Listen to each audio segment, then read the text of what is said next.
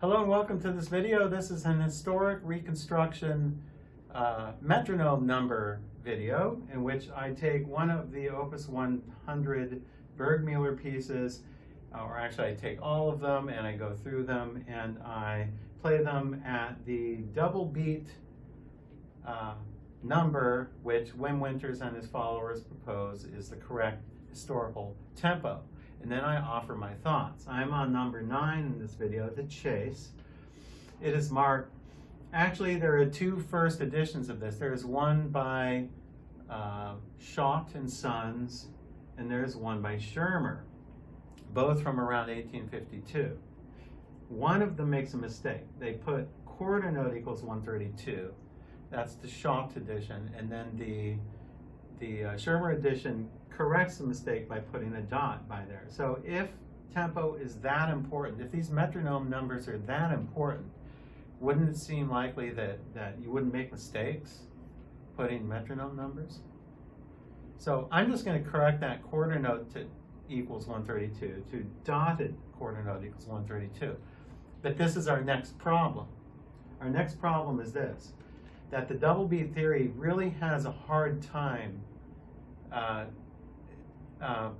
adhering to either triplets or compound meters like this 6/8 here, number 9.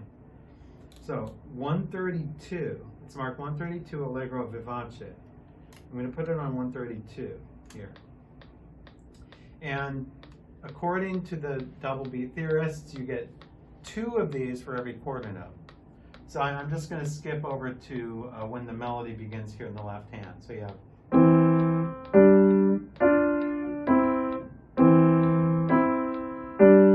that would mean, if that's true, then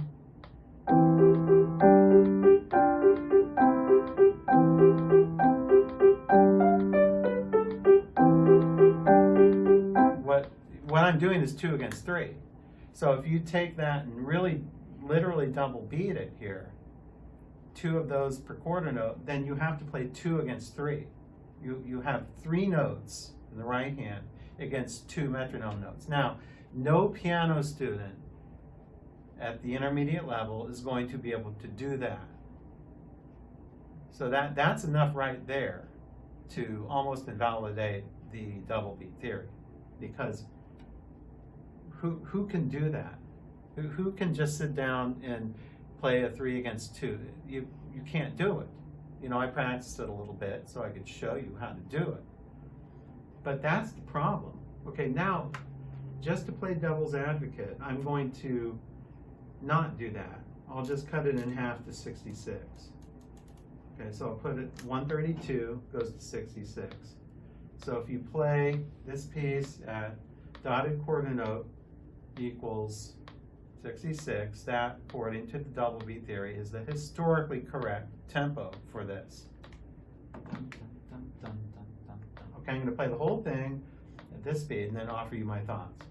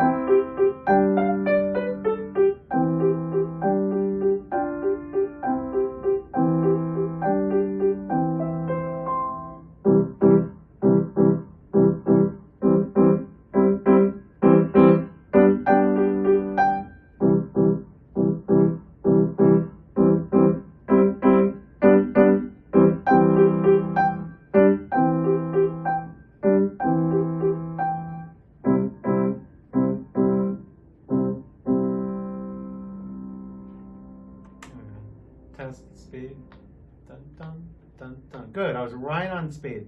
I want to also mention this little middle section here on the first page, un poco agitato, then later a tempo. So it's a little faster. So I did speed up there in the middle just a little bit, but then I went back to the original speed at a tempo.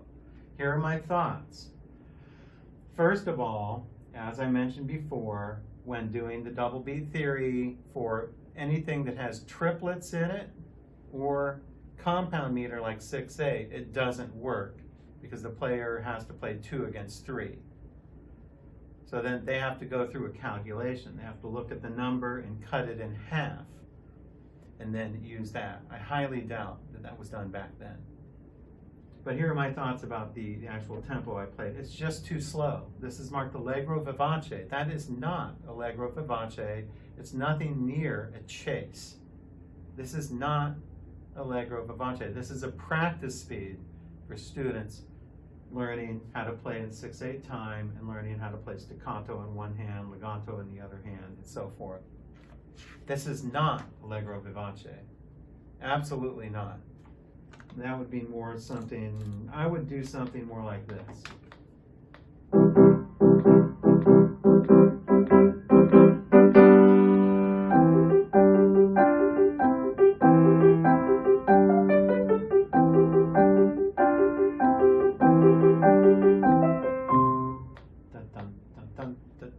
That's more like a hunt.